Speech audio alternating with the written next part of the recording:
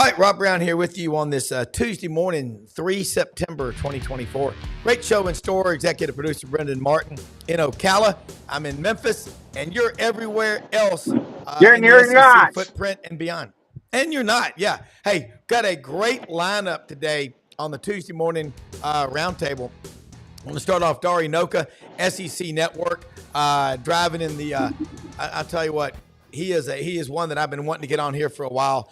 Chris Plank, Boomer Sooner Network, the sideline reporter out in Norman, checks in. Oklahoma played their first game, getting ready. Countdown to September 21st when the Vols come to town, first SEC game. Yancey Porter, Rebel Yell Hotline, Rodney Orr, Tyler Insider. As always, look over my shoulder. We will scan. I'm driving. I'm looking over my shoulder. Yeah. I can't even see where I'm going. It's so bright outside. Just be glad you're not in Parkin, Arkansas, one of America's premier speed traps. But look, we are going to be covering all 16 teams on that map throughout this show. We talked about them all. Smash that subscribe button in the bottom right-hand corner. Allow notifications on your Android and iPhone. And thanks to everybody for watching. It's going to be a great show. Week 2 is on the way to the SEC.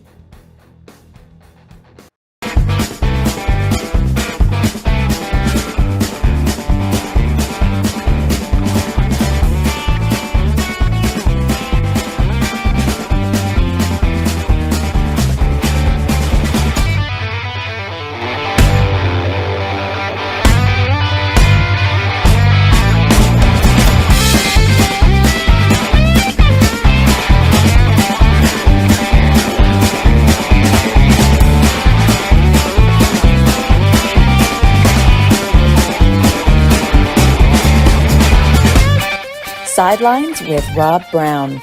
Talk sporty to me.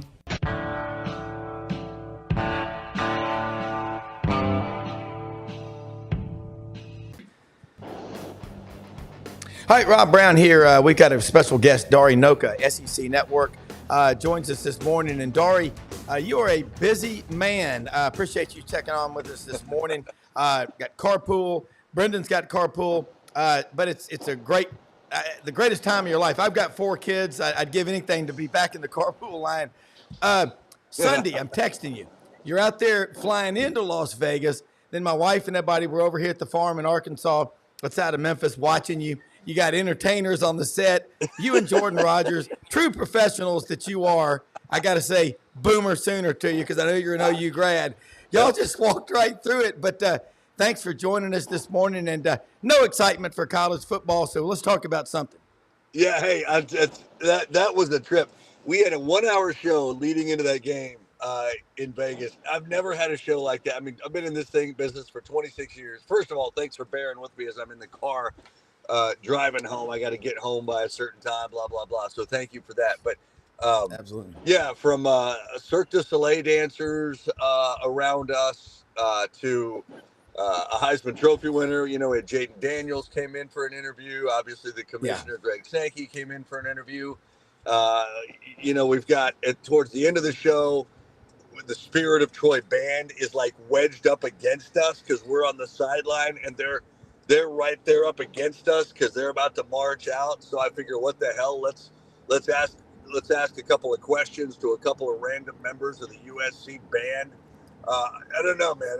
There was a lot there in that 60 minutes. There really was, and the crowd was. The crowd. I kind of lost you, but the crowd was just really into it. I think LSU had 40,000. I don't know what the capacity of Allegiant Stadium is, but it looked great on TV. And you know, and Dari, just I guess come back in when you can. The crowd, I think a lot of people didn't expect it to be that big in Las Vegas, but when you get LSU going anywhere, especially Las Vegas, you know it's going to be a great crowd. What'd you think about that matchup? Southern Cal, they got the win. Where does LSU go from here? Well, you know what? I loved seeing Brian Kelly's anger, honestly, afterwards, right? Shades of Dennis Green slamming his fist on the table. You know, we are who we thought they are. We let him off the hook. I mean, he kind of said we let him off the hook. We don't know how to finish. I thought his reaction really said it all. I was encouraged by Garrett Nussmeier. I thought he played well. I do think, despite Miller Moss carving them up, especially in that fourth quarter, I thought there were certainly signs of improvement on the defensive side. I love the aggressiveness that Blake Baker employed there. We knew that was going to be the case. That's what he was and did at Missouri, and it looks like he's brought that with him to Baton Rouge. But honestly, Miller Moss was special. Like, I walked out of that building Thursday night, Jordan and I both did, saying, holy cow, man, like, SC's got themselves a quarterback. That dude, his ball placement in key moments, his ball placement under pressure, the coolness under pressure, that guy, man, you look and you're like, there must have been a Heisman Trophy in front of him, a winner in front of him to keep him off the field the last couple of years. And obviously there was with Caleb Williams. Be sweet. Miller Moss is a good one now. And they got beat by one heck of a quarterback. Yeah, and a lot of course, we got to LSU fans, we cover all the SEC on this show. They're pretty hacked off, and I understand that. But you play an opener like Florida State the previous 2 years and Southern Cal. This is not a directional school with a hyphen. It's right. Real competition. Right. Now, I mean, I can understand too. You get sick of being 0-1, right? And 5 years in a row they have been. So that I'd be frustrated too. But in now, especially in a 12-team playoff era, it doesn't hurt you as much, right? So but there certainly becomes urgency. You don't want to lose two more times for sure, or you're likely done. And you hope that you learn some things out of this. Again, it was a valuable experience for Nussmeier. Certain things I think you learn from, like why was Kyron Lacey targeted just 2 times in the second half after he had 7 for 91 or whatever it was in the first half, and SC did not have a defensive answer for him. I don't know where he went. I thought we saw in that first half, we saw them kind of set Harold Perkins free a little bit, and he wreaked a lot of havoc. Where was he in the second half? I do think that, I think SC made adjustments in the second half that LSU didn't counter, and I don't think LSU made any, quite honestly. So the certain things that you pull out of that game, you move forward with them, and you hope that you get them resolved. 0-1 is not where you want to be. There's no doubt about it, and I think they have the right to be frustrated because, as Brian Kelly said, they certainly had a chance to put the clamps down, and they couldn't. And Miller Moss carved them up in that final drive. And a targeting call that was the right call. Yeah, that one. The 30-yard line and set up a chip shot for the win. Yeah. I mean, obviously we saw Woody Marks take the first play in after that. Yeah. And Woody Marks was a Mississippi State guy, transferred to Southern Cal, comes back and beats LSU. He had to be loving that. That's the portal. Yeah. Let's switch gears, head down to the swamp. Got a lot of Gators that watch this show.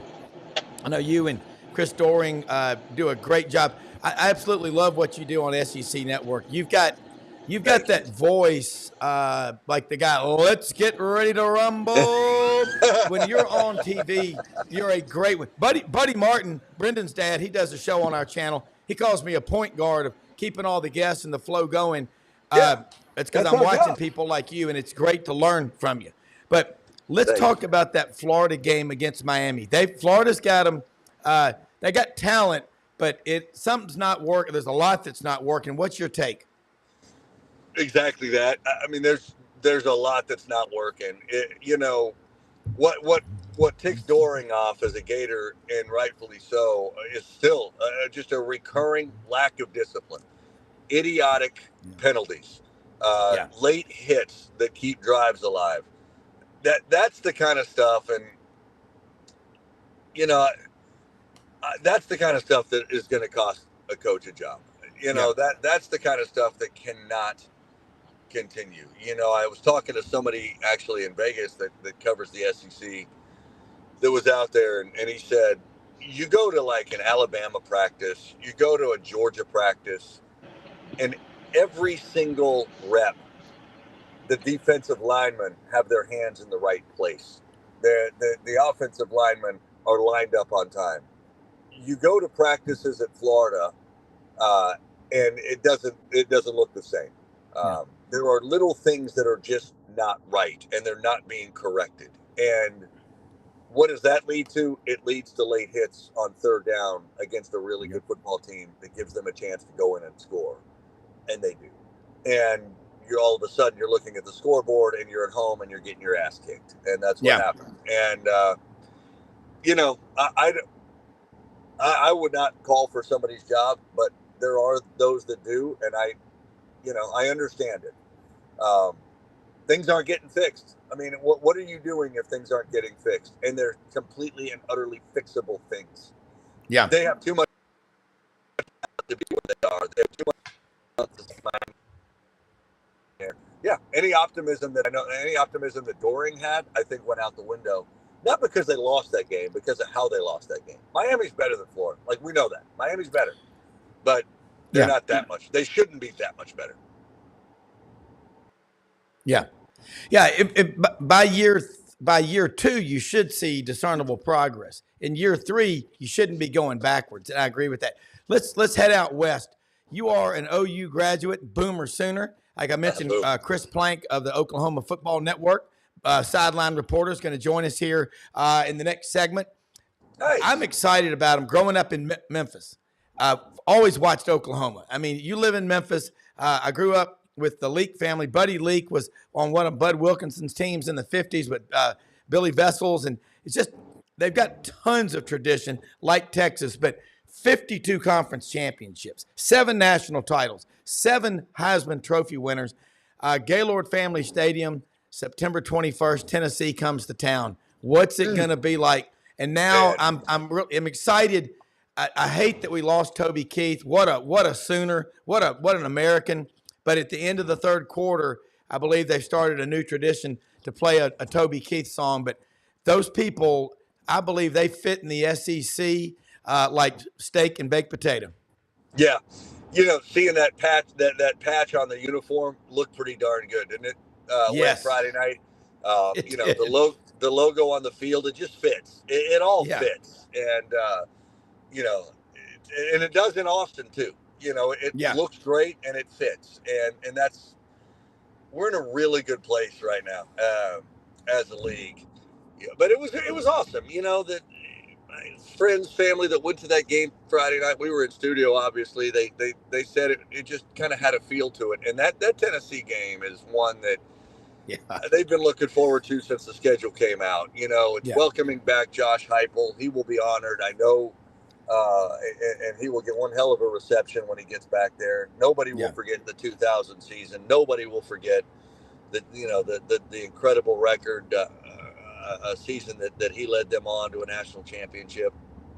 That'll be great. And their first conference game as an SEC member. It's going to be a really special day. I'd give anything to be there that day. I'll be in studio, but it will be something to behold for sure. Yeah, and it makes me wonder, you think the SEC Network will put a Western Bureau in Memphis or Little Rock? Because now you've got Texas and OU holding down the western flank. But I don't think there's any doubt the Tennessee fans are going to descend upon Norman. And then the next week, we'll be doing our show on Saturday live down there at Jordan-Hare Stadium, my school, when Oklahoma comes to town. So I'm telling you, Dari, I've been to a couple of hundred at least Auburn games over the years. I was there December 2nd of 89 when Bama came to town. Nothing will beat that. Moses only parted the Red Sea once. But, man, when Oklahoma is football royalty.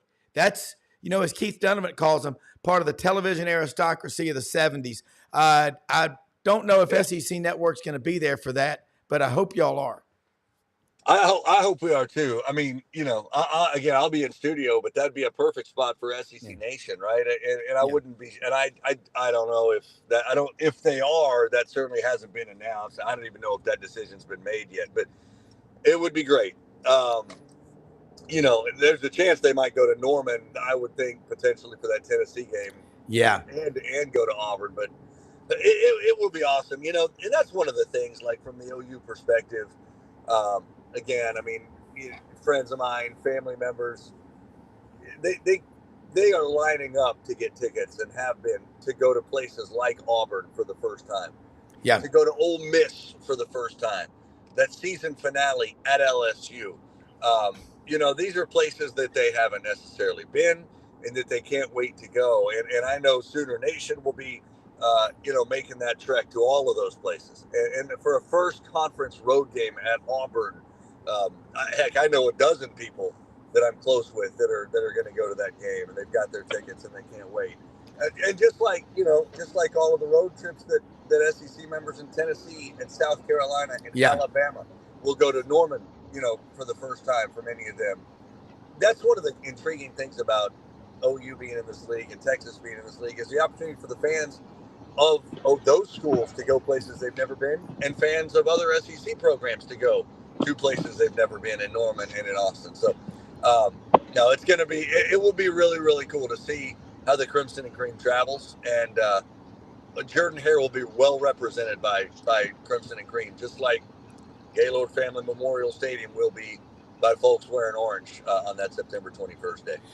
Yeah, it really will. And your position up there in the studio, again, you are the point guard. I mean, you're running so much stuff through there. I look at other networks, these road trips and going to the training camps and all. I don't know if SEC Network will do that, but the content, I don't think we can ever get enough content of the players and where are they now. Brian Bosworth, he's going to be on that sideline. Everybody, we grew up with all these guys, and now they're coming into the league. I just imagine, I think when Florida goes to Austin November 9th, how big that will be. Let me switch now. Let's talk about Kirby Smart. Georgia right now, 40 straight regular season wins. Clemson and Georgia, they run their programs, as Ellis Johnson was on our show yesterday, said in a lot of ways they're very similar, but Kirby is very selective in the portal. Dabo doesn't like it. 34-3. Georgia on quest to do it again with a 12-team playoff. Last year, they would have been there, but how good is this Georgia team? What they did to Clemson defensively, talk about all the time, right? The cabinets are full, and it's the recruiting, it's the depth, it's all of it. It's just every defense looks the same there, regardless of who's on it, and that says everything for Kirby. For Glenn Schumann, for the recruiter, for everybody that recruits on that staff. But then in the second half, it's 6-0 going into the third quarter, and you just kind of start seeing that offensive line do its thing. And Georgia run the ball with a good young stable of backs like they have and like they always have. It looks like Georgia. It looks like Georgia with a quarterback with a lot of valuable experience now. Receivers that are going to continue to develop over the course of the season. Yeah, they look like a machine. I mean, and that's what they are. No reason not to think they're the best team in the country based upon what we saw, at least in one game. All right, a couple of more real quick questions. I know you got to get going. My middle son lives and works up in Charlotte, so I know he's going to sneak over Saturday to Bank America Stadium for NC State and Tennessee. Hopefully, you'll be in studio, but that's going to be a big one in Charlotte. I was up there in February for several days visiting. What a city, by the way. Good God. But we love it. But man, it's so clean. It's just an awesome. It's a clash of SEC, ACC. It's a lot of fun. But what do you think is going to happen there with the Vols and the Wolfpack? I tell you what. I mean, if anybody watched NC State this week, they would not have been impressed. I mean, they were sitting there trailing Western Carolina at home in Raleigh in the third quarter. Yeah.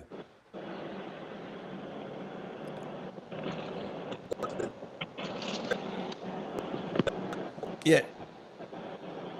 Grayson McCall I'm surprised he didn't dominate.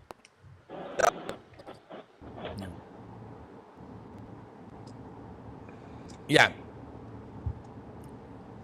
And Grayson McCall, Dari, we're having a little connection issue. I think. What did you think of Nico Iamaleava? What you saw of him? I know it was UT Chattanooga. You also saw him in the bowl game against Iowa. Nothing to not like about him. I mean, his accuracy and ball placement is incredible, right? And again, you look for a redshirt freshman, a young guy with no real experience except for that one game, and you say, how do they look in the pocket or the feet jumping around? And they weren't, man. He looks calm. You look around that are really using this league. Taylor Green to Jackson Arnold, Norman. Nothing about those guys look apart. They look like they belong. Blake Shapen, down his first start in the SEC. But specifically, Nico, impressed as you could be.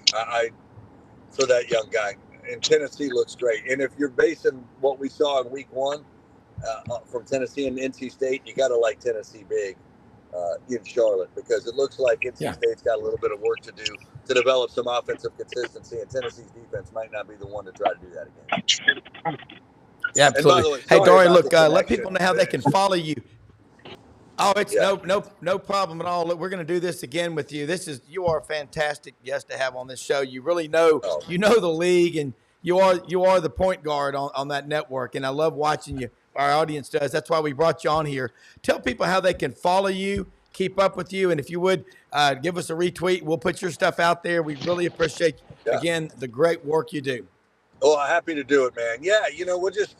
We did the Vegas thing, which was the first time we'd actually traveled studio, SEC Now type studio, to a regular season game. We always do it in the postseason, but I'll be in studio almost every Tuesday, including tonight, Fridays, Saturdays. My guys Benjamin Watson, CD, Dorian. So we'll just keep doing our thing. Look, it's easy to be a good point guard when you got guys that want to shoot all the time. So that's great.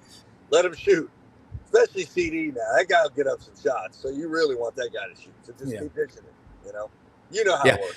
Oh, yeah. Well, and the great thing is Ben played in the NFL 17 years, Chris a long time, and they really know what they're doing. But I will say this. Those guys, SEC Nation, better watch out. I thought you and Jordan did a great job out there, especially with all the distractions around you. True grit journalism is what I saw on display out there. Hey, Super Dad, you and Brendan both running the carpool line this morning. Cannot say enough good things about you, but we will do it again and be watching you tonight.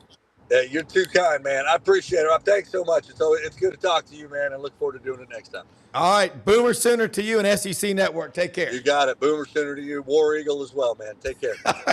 Thank you. Okay. All right. All right, Brendan Martin. Man, great stuff. Love having Dari Knowkhah on here. The point guard, I call him, of the SEC Network, because that's what your dad calls me. So, Brendan, Chris Plank, ready to come on board with us from Boomer Sooner Network. What a fun job being down on the sidelines. College football season, folks. Let me say something real quick. I don't know how many of y'all watched on the game last night. BC, Boston College, and Bill O'Brien at Florida State. 28. Yeah. 28 to 13. And people, look, this is what I have been saying about Florida State. I've had a number of people texting me this morning, say something about Florida State and Boston College. Look, Mike Norvell, he pitched too big a fit last year when they didn't make the college football playoff. I mean, we all get it. You're madder than hell that you didn't make the playoff. But you got to get over it. 31 players quit on that team, and Georgia tried to reduce it to 2 10-minute quarters with a running clock in the second half. It was sad, and it was still 63-3. And then all summer we heard about the lawsuits about Florida State wanting to sue and get out of the league and all that stuff. You can't do that. You got to focus on what is about to happen, what's going to happen. Control the controllables. Getting into the court and lawsuits and all that stuff, that's a distraction. And then you got a lemon as a quarterback. DJ Ugalilulula, whatever, 3 years at Clemson. Then he goes to Oregon State for a year, and I understand the coach left to take the job. He went to Michigan State, and DJ, he's just not the quarterback. You saw it in the first game. He's not going to drive the ball deep downfield. Florida State, it's a mess right now. It ain't because they don't have the talent. That's the problem. Look, it just goes to show you can be on top one year and you can be on the this is the parity in college football now. Dynasties and things are going to be thing of the past with the transfer portal and the money and everything else. I think you're going to see programs that are going to ride high. Here he is, and we're making Chris Prank. Hey, Chris, how are you, buddy? Welcome to the show. What's going on, man? How are you guys? Nothing like live shows. We had Dari Knowkhah Rob, I'm going to do this, Rob. When we have a technical issue, don't look at your phone. You don't know what you're doing. Stop. All right. Rob's like this. Well, we have a problem. What are you doing, Rob? Yeah. Are you texting me? Because I'm dealing with it. I'm handling it. Hey, we had Chris. We had Brendan carpool line. We had Dari and carpool coming back up in Charlotte, and we had Rob drinking coffee with his kids in college, like often being done. Good timing on the interview, Rob. Thank you. Yeah. That's why us fathers. What's good? It's good. I love rough week one. Chris Plank, welcome to the show. How are you, sir? Hey, I'm good, buddy. Thanks for having me, guys. Hey, glad to do it. Man, what a week. I watched a lot of that game, and Dari talked about how proud he was to see that SEC patch on those Oklahoma uniforms. Couple of things I noticed. What a crowd. I mean, just that Sooner Nation. Again, living in Memphis, you pay a lot of attention. I've grown up with it. Now you're in the league. You got Houston coming to town this week. Also, I thought I'm a huge legitimate country music fan. I like Toby Keith. He's a wildcatter. Rest in soul. They're going to start playing a song, I believe, at the end of the third quarter. That is SEC culture. It's dripping with SEC culture, history, tradition, and heroes. So talk about that first game, your takeaways, and Jackson Arnold's performance, Danny Stutzman, the defense, Bowman, everybody. Take us from here. Yeah, it was the Toby Keith thing was amazing.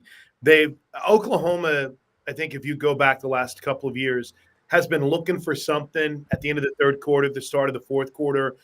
They've done a lot of things. They've tried to, create sing-alongs. They've tried bringing out legends. They'll have the smoke and a legend will come out. They'll have a video. It's fourth quarter time. But nothing's really resonated. And at least through this year, and I hope forever, they're going to have the Toby Keith sing-along. And I don't know if it's going to be the Red, White, and Blue song for Ever and Ever or what, but I thought it was one of the coolest things I've ever been a part of. There were LED lights on the Sooner Schooner, for goodness sakes. It was really cool. It was Welcome sweet. to the SEC. That's the thing, right? Yeah. Gotta have LED somewhere. So that was cool. As far as on the field, they've got injuries on the offensive line that hopefully they'll be able to heal up. The problem is they played really well, but they didn't play good enough, right? You went 51-3, and I was just listening to the Brent Venables show from last night, and he's got his presser coming up later on today. And there's a lot of positives, man. That defense looks really good. The interior of the defensive line looks as advertised. We've talked about that with John Terry and Dominic Williams coming over from TCU and the two freshmen. So everything that was supposed to look good looked good.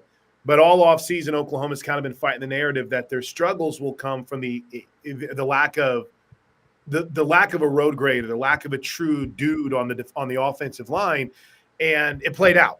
They struggled. They gave up 4 sacks. The running game numbers wise, I saw this note. I was listening to Coach, and the sacks were not all on the offensive line, but 75 of their rush attempts were efficient. So you take that, the numbers, you look at the numbers and you'll say, well, what are you talking about? They averaged like 6 yards per carry, but it wasn't good enough. So they've got to be better on the offensive line. And now, are you down to your third center? You get Jake Taylor, who was projected as the starting right tackle back, and it looked like right tackle was a spot of struggle. I'm trying not to get too overly hyped, so this is the way I bring myself down after an opening game win over Temple. They've got to be better on the offensive line, and that's been the question all year long. Well, in fairness, you had to replace all 5 starters. I mean, that's true. Yeah, that's like being inheriting a business when all 5 of the board members died suddenly. That's tough. And then you've got a new quarterback, Jackson Arnold. Brent Venables, man, defensively, he's elite. Okay, how involved is he? Because I remember talking to Tommy Tuberville one time about 21 years ago about being a head coach. He said, "Let me tell you something. The first thing you realize when you become a head coach at a place like Auburn is how little coaching you get to do until you hire great assistants at every position, and then you get to, it's on autopilot." But I just know Brent Venables. I said this last year. He never had a football lobotomy. He didn't forget. That first year, remember, 22 players, including Caleb Williams, left. So they're retooling and that defense. That his defense is, look what he did at Clemson. Look what he's done everywhere. He has ceded a little power, it seems like, too, which is kind of wild. Zach Alley came in as the defensive coordinator this year. Zach, if you close your eyes when he talks, you think it's Brent Venables. Zach had been a guy that coached with him at Clemson. It's pretty hilarious. Yeah. But it's again, I go back to what my prep I was doing for my local show, which starts here in a bit. I was listening to Brent talk about, hey, Zach called the game, but I'm still giving suggestions. He's still in the room. My favorite thing that Coach always says, Rob, is he always says, hey, I'm just a linebackers coach.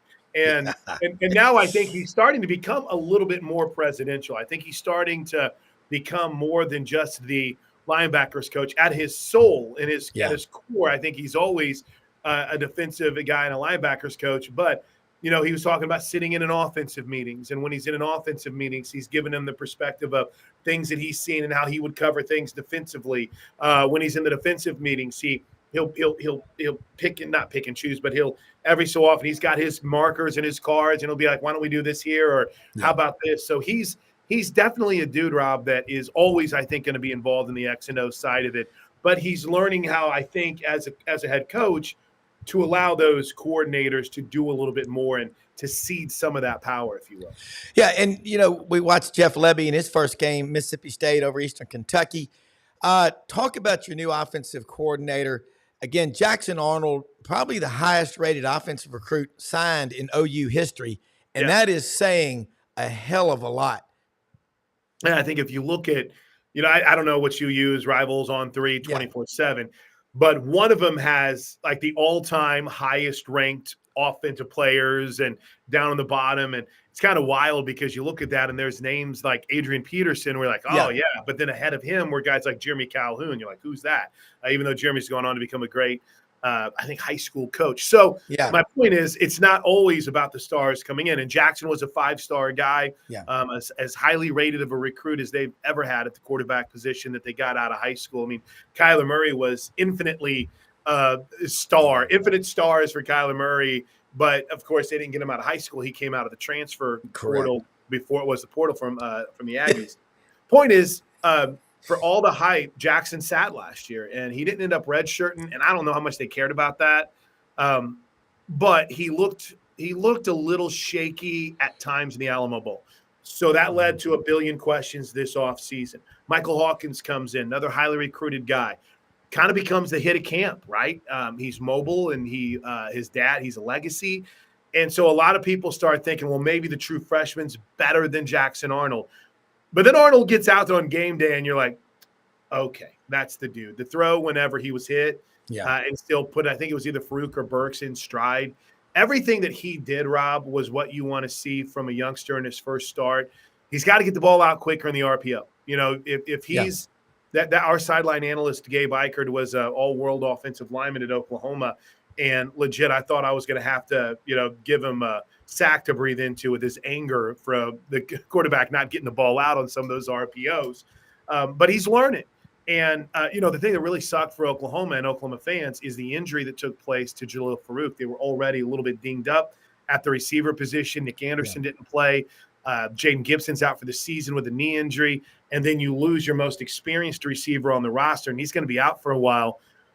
But they got a lot of depth in that room. I don't know if there's a lot of places where you could be without three of your best receivers and say, well, we still got one of our better receivers out there. So in Deion Burke. So we'll see if Nick Anderson can get back for this weekend against Houston. After watching Houston against UNLV, Oklahoma should be okay against Houston this weekend. Yeah. But Willie Fritz is a hell of a coach. But everything with Jackson Arnold was great. Now you kind of look around and you wonder, okay, how's his pass catchers going to be, because they did not have their best day and they lost one of their best guys. Yeah. Well, and you look Big 12, SEC, coaches will tell you out there, you have some edge rushers that are elite. It's the interior linemen where you don't see the quality really in the depth. But Oklahoma and Texas, but we're going to focus on OU. They can get anybody they want. I mean, they can. They're going to be in the mix. You follow them. They didn't get to be what they are just last week because they joined the SEC. Right. What are you hearing among coaches, just what you can say, that's for on the record, that has them most concerned in year one of playing in the SEC? Not to skip past playing Houston and Tulane. You remember that Tulane game like 3 years ago, how tough that first one was? But what about it? Well, I just think it sounds cliche, but they're really focused on them. So if they can by the 3 games that Oklahoma gets to Tennessee, if they can be the best version of them, they feel good about their opportunities. That sounds corny. That sounds scripted. I don't think that the narrative inside the building is what it is outside. In other words, if you were to come sit in on my show with me today, there'll be a myriad of texts and calls of people that are like, what's wrong with our offensive line? It stinks. This guy's got to go. We got to cut this guy. It's the nature of the fans. But I think inside that locker room, inside those the Switzer Center offices, Rob, they feel really good about what they're bringing into this conference in year one. Now they know it's going to be a grind, and you cannot predict injuries, and you can't. It's not really something where you can think about how this guy could go down or that guy might step up. But if there is like one thing that you're pointing at inside the building, I don't think there is one thing. I think outside the building, fans are freaking out right now about the offensive line. And as long as, they can get that right in these first 3 games and if Branson Hickman's going to be too hurt to go at center and your backup isn't going to be able to get it done. They had to go 3 deep at center on Friday. If your left tackle, Michael Tarquin, is not dominant, but he was okay. Febechi Wiwu and the interior's got to be better. But they have dudes that have been there. It's just it hasn't been a consistent unit, right? So if they can get to the point where they can have a consistent unit and they can get those guys playing at the level that Bill Bedenbaugh's capable, I think everyone's going to feel a lot better about the chance to be as competitive as they've been in years past when it comes to week in and week out in the SEC. Yeah, and obviously recruiting, if you look at the SEC, Ohio State's sitting there at number 1. They've spent, I think, $500 million on their class. But then 2 through 9, it's Alabama, LSU, Georgia, Auburn, Tennessee, Texas A&M, Oklahoma, and Texas. I mean, what's not to like about that? Last question. I know you got a big day ahead of you. You look at this schedule and you see all these SEC teams in the top 10 strength of schedule. Does that surprise you, or is it like, well, I mean, right now it looks tough, but it's not the doing in life that's so bad. I always say it's the dreading. Right. Well, I'm sure as hell not beating our chest going 17-1 whenever 16 of those wins are against scrubs and your best team barely slid by Idaho. But it's also one of those situations where this is what big boy football is all about. You got to play the best week in and week out. It makes you better. So I love what the SEC has done in their non-conference schedule. I think Michigan's going to be a banger. Georgia, Clemson was good for a half, and then we realized, oh, damn, Georgia's really good. A&M's not going to lose games like that in the future. I mean, they're just not. That's a good Notre Dame team, man. They impressed the hell out of me on Saturday. So I'm one of those guys that in the end, you're going to be better for playing better teams. Now, as fans, Correct. you want 3 cream puffs. It's like, I want to go 3-0 going into conference play and then give me Maine. But as somebody who wants to see my team competing at the highest level, I want to see them play bangers. I want to see them play the best. So I'm here for it. I think it makes everyone better. We're in the 12-team playoff era. You play in the SEC. You can lose a good LSU lost to USC. If LSU is, 7-2, 8-2, whenever it gets to the home stretch of the season, they're still in the playoff mix. Yeah. And if those dopes wouldn't get so many personal fouls, they would have won that game, unsportsmanlike, whatever. So I'm not ready to count out anyone except Florida State for being in the mix right now because of what happened in week 1. And I love seeing these teams schedule up the way that they have. And Florida State example got caught up in what happened with the playoff. You just can't do that. You got to look ahead. Hey, Chris, we got to get you back on again next week. Love the energy. Tell people again how they can follow you. You got a great show, and we'll do it again soon. Again, Boomer Sooner for you. Boomer Sooner, man. At Plank Show on Twitter, and we're hitting the air right now over on KREF at kref.com. So thanks so much, Rob. Appreciate you and Brendan. All right. Love it. Appreciate you. Okay, we got Yancey Porter, Rebel Yell Hotline, man. Catch them Monday nights, 6 o'clock. WHBQ Sports 56 in Memphis and Super Talk Mississippi. We also have Rodney Orr, Tider Insider in Tuscaloosa. It's only $48 a year since 1996. They cover Alabama Crimson Tide sports like the South is covered in kudzu and cotton and stifling humidity. Rodney, how are you? Hey, I'm doing pretty well, Rob. How are you? Good. 63-0. My friend Ed Hall, who watches the show down in Lynette, Alabama graduate, great writer, long time for the Columbus Ledger-Inquirer,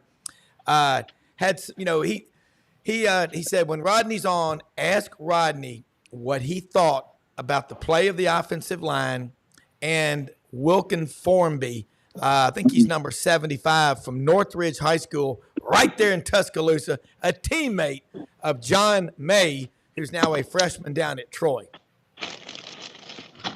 Well, you know what? I'm not an expert on the offensive line, but that's why I talk to people who played in the SEC, who started at the position for 4 years in the SEC. And I said, hey, what did you see? And they said, overall, they thought it was a pretty good performance, by the offensive line. Good start, first game, not bad, a lot of good things. I think there's some pressures that they allowed. Obviously, Caden Proctor went down before the game got started. He tripped, he fell, and all that weight went on one arm. And, now he's got a little shoulder issue that Kalen DeBoer said yesterday is something they can manage. Yeah. I don't know if they'll be able to manage it this week, Rob, in terms of him playing, but maybe in a week or two, he'll have a chance to come back. So we'll see. But as far as Wilkin Formby, I think he had a tremendous first game. Listen, I'm going to tell you, if every one of those guys had his mindset in terms of the desire, the passion that he has to be successful and to be his best, I'd go ahead and predict a national championship right now. But no, I think Wilkin had a great first game. Well, look, it's the product of eating at the Taco Casa a lot growing up. That's what happened there. All right, Rodney, you've written a book, Bigger Than Bama. It's a great book about your life on and off the field, covering Alabama. People read this book. It'll restore your faith in faith and never giving up. And Rodney, I just want to get that out there. The QR code's up there right now on the screen. Rodney, look, man, University of South Florida last year, Jalen Milroe did not play in that game. All these people screaming for Ty Simpson and your quarterback last year that transferred from Notre Dame, Tyler Buckner from San Diego. Yeah. And you went down there, big favorite, and that's a 7-point game in the fourth quarter. I think people realize then the coaches do know what they're talking about. But USF, Jim Leavitt had a program down there at one time. Then he got in trouble for grabbing a face mask, I don't know, yelling at somebody and hurting their feelings, but he's gone. But this is a game I think Alabama has had circled since last year for a lot of reasons. Yeah, and I want to be fair too Tyler Buckner and to Ty Simpson in that game. That there was kind of a lot of uncertainty around the team at that time, whether it was a quarterback, what direction, what kind of offense they were going to actually use. So it was a tough situation that both of those guys were thrown into, but they did find a way to manage to win the game. And, it's this game here. I mean, obviously, Alabama has heard about, these players have heard about how they narrowly won the game down there last year. And I don't know how much that serves as motivation. I really think that this team, obviously, they've got a game coming up the next week on the road at Wisconsin. I mean, the focus has got to be, and to me, is to, taking that next step, cleaning up some of the things that I think really, penalties. There were still some communication issues offensively. They had a bad snap because the communication wasn't good. That haunted them last year, as you know, haunted them on the last play of the season against Michigan. So I think there's still some things, obviously, Rob, that they want to take that next step and get cleaned up heading into this game. Yeah, and you look at the score, 63-0. You look at Auburn beat Alabama A&M 73-3. Yet both coaches are chewing ass in the fourth quarter with leads like that. But I like that. You know why? Because it's going to matter in a tight game against a much better opponent. Your thoughts on Kalen DeBoer, what he looked like on the sidelines? When you see the guy, he looks like he still plays sports. He takes care of himself. Mm-hmm. Well, to be honest with you, Rob, sitting in the press box on the far northeast corner, I really didn't get a good glimpse of Kalen DeBoer. Yeah. But I did see him wearing black. And, these Alabama fans, I mean, if they can find something to complain about. Oh, yeah. They were worked up because he was wearing black, okay? And I thought it looked good. Be yourself. Do whatever you want to do. I mean, but some of them could not handle that black. But I thought it looked really good. But the one thing that I think stood out to me, I don't know if you guys, how much closely you paid attention to the game, but they had the communication issues there in the early part when the headsets went out. So they had to rush. They had to rush Nick Sheridan from the press box as the offense coordinator down to the field so he could call the plays. And wow. It was kind of a tough situation there, but I think they managed it pretty well. And then he went back up there and there were some more issues, but they got it all ironed out. And, but overall, no, I thought it was a really good first performance. Rodney, tonight on Tighter Insider, the great TV show, WVUA TV 23U, and our good friend Gary Harris from Tide 100.9 and Channel 23 do. You should remind these Alabama fans who didn't like Kalen DeBoer being dressed, in the black, attire on the sidelines. Play that song by Johnny Cash. People ask me why I wear black. Yeah. Remember that? Great response. Yeah. There you go. And if Johnny Cash could do it, a man who lived in rural northeast Arkansas, they picked cotton. That's how they got their house. I think it's okay for Kalen DeBoer. Agree? Yeah. No, I mean, I've never really kind of worried about what the coach wears. I'm more concerned about the product he puts on the field. And exactly. Yeah. Yeah. Well, it's hard because I'm in rural Central Florida in a basement. So, it's difficult for me. I don't know if you heard comments from Billy Napier yesterday when he alluded to that, I'm just paraphrasing, but he said something to the fact that you don't pay attention to anybody who's posting something on social media in somewhere in rural Central Florida in a basement. I think Uh-oh. Yes, yeah. So things are falling. The wheels are coming off, as you can say in Gainesville. That's for sure. Yeah. It sure sounds that way. That's why I'm laughing at your problems. I'm like, I remember those days when people cared about those stupid uniforms. I hate that green. I hate that color. Right now we're like, holy mother of God, the sky is falling. Yeah.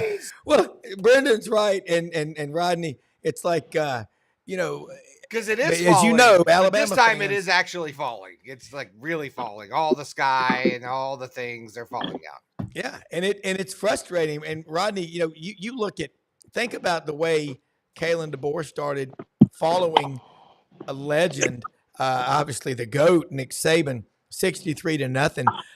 What did you see out of Ryan Williams to make you think that he is not he and Cam Coleman and Perry Thompson? I mean, how good is high school football in the state of Alabama? I'm being sarcastic. It's just unbelievable what is going on down there. But that damn Ryan Williams looked, I don't care who you're playing, he's really, really an elite player.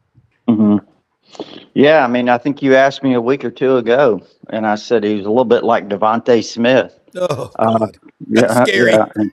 And he, he had 2 catches, 139 yards, 2 touchdowns, 84-yarder, and a 55-yarder.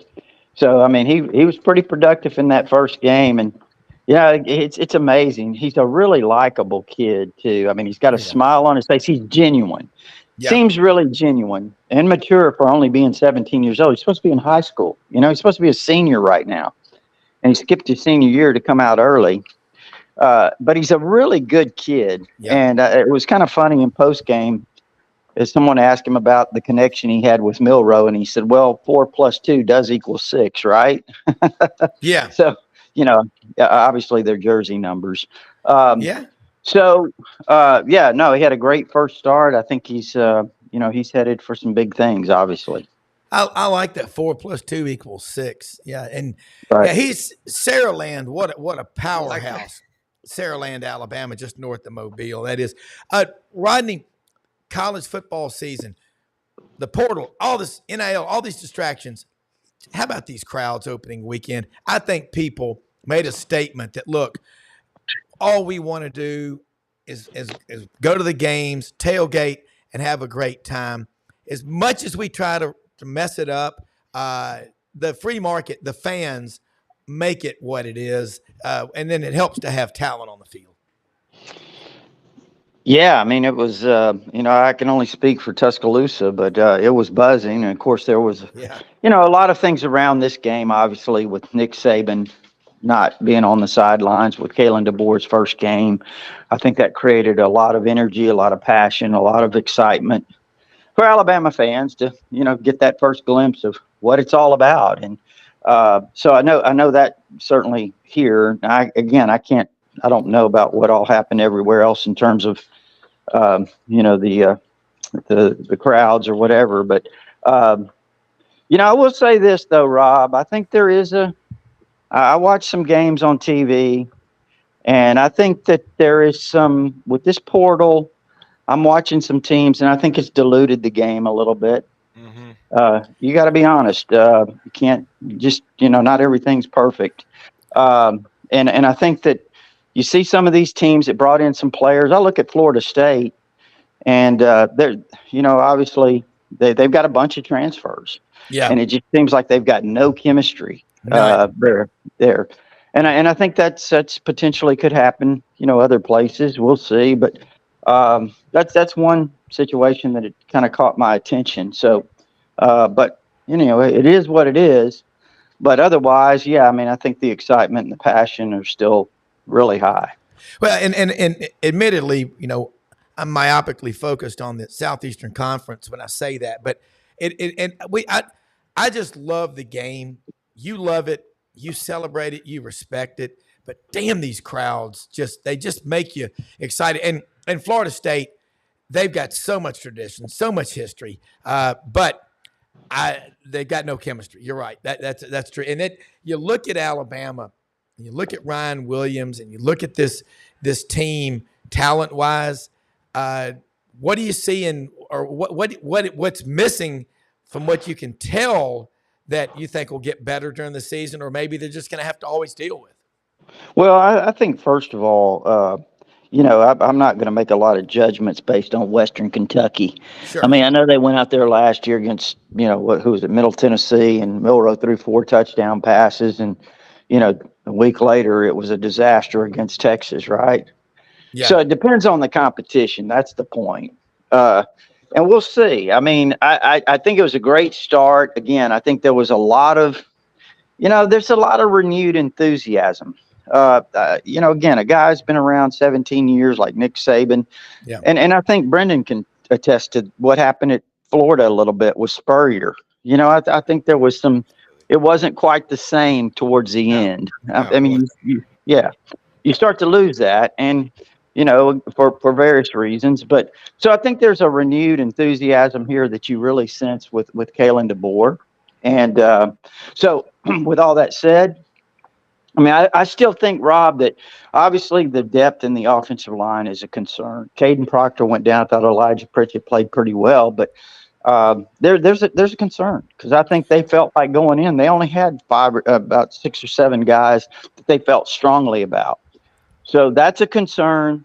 I think it's still, and Alabama fans get a little bit upset when you try to say things, but I think Milroe appears to have made some strides. He made a couple of throws. The one to Ryan Williams for the 55-yarder, where he stood in there, he delivered it. Made a great throw to Jeremy Bernard on the sideline. He made some reads. But I think there's a lot of consistency things there that we're going to have to still see about how does he manage these games, the bigger games, and against the better competition. I think those are still question marks. And, I thought the defense swarmed to the ball like Kane Womack wanted them to do. I think there was a lot of good things there, but I still think, again, let's see how it unfolds when the competition kind of ramps up. Yeah, and that's what's so good about you. You're as a veteran observer, you see the things that other eyes just don't see. But again, college football season's here, and it is. It flies by. Everybody's worrying about, can't wait to get to the next game. Just enjoy the day. Just take them one at a time. But the other thing, of all the on the defense, were you happy with what Womack did out there? I mean, he's got a strong pedigree. But he gave up a head coaching gig down at South Alabama to be part of Kalen DeBoer's first Alabama team. No, I mean, I really liked, again, first game. I think Western Kentucky has really been good offensively. They've thrown the ball around and had a lot of success under Tyson Helton. So I thought, hey, these young DBs, and look, keep in mind how I'm saying this. Yeah.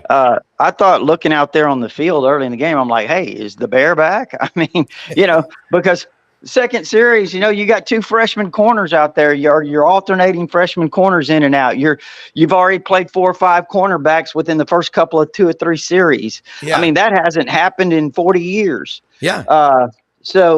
But yeah, no, I saw a lot of things that were really, again, gang tackling type. A lot of guys swarming to the ball.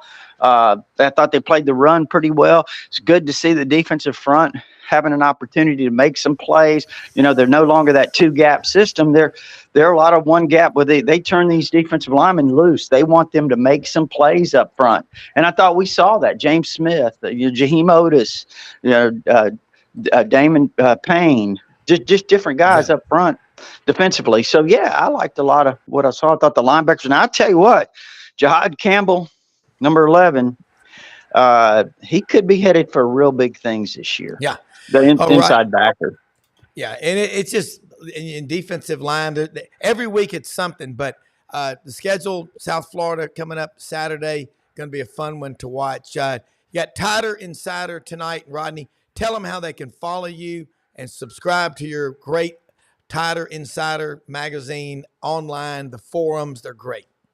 Yeah, TighterInsider.com. It's only $48 a year, and you can go there to TighterInsider.com and sign up, go to the membership page, gives you all the premium information, but also it's our all sports forum. That's our community there. That's where we, share a lot of information because it's a community and we like the discussion and to be a part of it, kind of like this show right here, Rob. Yeah. And so that, and as you mentioned, I appreciate you guys. I appreciate Brendan putting up that QR code for, Bigger Than Bama. Yeah, so and we got Tighter and Tighter TV. I got to remember it's Tuesday night. I've kind of got my days confused. Exactly. Hey, I better show up or Gary. I better make sure and show up on time or Gary have a fit. Well, as you say, you never know what you're going to talk about until you get there. But it's a great show. 30 minutes, 22 minutes of content, 8 minutes of God love them, our sponsors. But this is it's a great time of year. We'll do it again next week. God bless America, folks. We live in the greatest country in the history of the world. Your team may be struggling, but you live in the greatest country in the world. And I have the greatest executive producer. God bless Brendan Martin. In the history of time. Hey, in the history of time. Hey, and you know what? I would be remiss, Rob, if we didn't just by the way, Rodney is such a good dude, He's a great dude. Really good guy. Like, I mean, just a really good guy. Just all-star of an individual. You know, we wouldn't be remiss tonight. Buddy Martin show. Lauren Meadows checks in. He's going to host the show tonight. I'll be on there with him. I think you're coming on, Rob. I'm coming on. We're going to talk more about what's going on in Florida. There's really not much to talk about, right? We talk about it a lot. No, the only reason I'm addressing it right now is that I just keep getting blown up. You know, look, I don't have any information. As I know right now, Scott Strickland and that other guy still have a job. So Billy Napier. I'm joking. And you know, like, I think right now, everything is going forward to this week. Nothing's going to really change. So right now, I think we're just, as journalists, just, you know, waiting for the other shoe to drop. So. Well, you know, and here's the thing. Looking at it from my perspective, playing Florida as an Auburn man all these years and now not playing them, everybody wants to play Florida. It's going to get they're going to fix it. But right now, it's frustrating as hell. And I look at a guy. I have a problem with they're going to fix it. I don't feel like they're going to fix it. I don't feel like. Not with this coach. Who is going to fix it? Yeah, that's what I'm saying. Because it's not going to be because you go above that. Who's there? Okay, Strickland. Well, he didn't fix it. So then, like, you know, the president, we don't know what's going on with that right now, you know? So, like, that kind of helps Billy, right? Like, because there's nobody really top down. Well, all I'm saying is the boosters will fix it. Not this president, not this AD. They will force the changes because the terms of endearment in the business world and sports follow the money trail. Well, but let me tell you something. Billy Napier should have, from day one, sat down with your dad and you and talk to him, because y'all are so important to the University of Florida. You're fair, but the Martin family and this show and the Buddy Martin show and the Best Fridays in football and your relationship with Steve Spurrier, with Urban Meyer, with every Florida coach and the Florida fan base is so important. You've got to, as a coach, use your head and just say, hey, man, I want your help, because they're going to be tough times ahead when I'm going to need you. And right now, who's he going to go to? They ain't going to fix it with this coach and with this AD and with this interim president. You're going to have to clean house. But you know what? Well, you've been there before as Florida. And I'm excited to be on the Buddy Martin show tonight with Lauren and you and, you know, your dad, whoever else is on there. But, folks, we got a great one. Yancey Porter got caught in a meeting. He'll pop on tomorrow, one day this week. But, man, tune in tonight at 9 o'clock, because we're going to have a bigger discussion about this. Yeah, we're going to talk about more in depth. I've held back a lot of my sort of opinion about it, because I've been vocal about it, you know, since a year ago. So my position hasn't changed, and I don't think it really needs to at this point. I think, you know, I felt that way. But tonight, Lauren's going to be hosting the show. I'll be on. You'll be on. We have a great lineup of people. I think we got. Oh gosh, who's coming on? Who always comes on with us on? David Whitley. Yes, Mr. Whitley. Sorry, I'm tired. Mr. Whitley. I've been pulling double duties. I know. Mr. Whitley will be on there from the Gainesville Sun. So, anyways, join us tonight. Me, Rob, and the gang, and Lauren on Lauren's broadcast, and we appreciate all of that support. Right? Anything else? I'm heading out to Hewlett and Dunn today. They got all the new barber and all the fall stuff is coming in. HewlettandDunn.com. House Industries, folks. It's harvest time. Thank God for HouseIndustriesInc.com. Proud to have them. The Vitamin Shop in Oxford and Olive Branch, Mississippi. All of our sponsors. Support them. Sidelines.live, man. It's an honor to be here. Thanks for watching. We'll see you tomorrow morning. What time? 8 a.m. Central, 9 a.m. Eastern. We're still working that one out. That's right. Bye, everybody.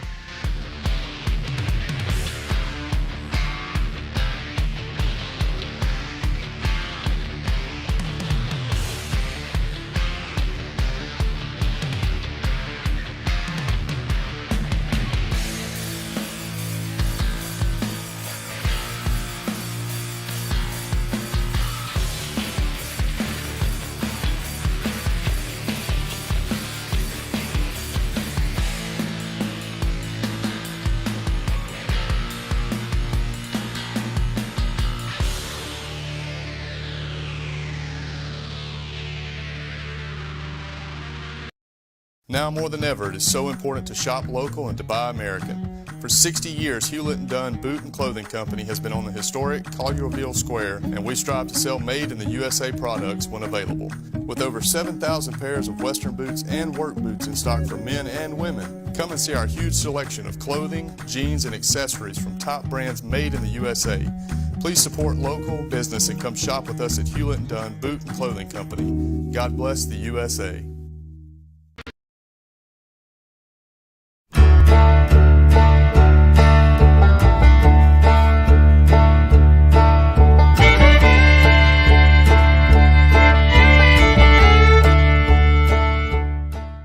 In a perfect world, you'd set a health goal and results would happen overnight. In this world, the real world, it takes time, dedication, and the right support to achieve your best self. The Vitamin Shop's health enthusiasts are here to make sure you're not wasting a single moment on the wrong supplements. From the highest quality sports nutrition and superfoods to the most sought after trends, you'll find a huge variety of science-backed solutions for every goal and the people to help guide you along the path to greatness. Unbelievably, every 2 minutes in our communities, a child is either bought or sold for sex. I am Ari Dickey, board member for the Nashville Anti-Human Trafficking Coalition. Join me and millions of others in our fight against human trafficking and for its victims by helping to educate the most vulnerable among us, our middle and high school students. Go to nhtcoalition.org, become a partner, and help keep our families safe, because none of God's children are for sale.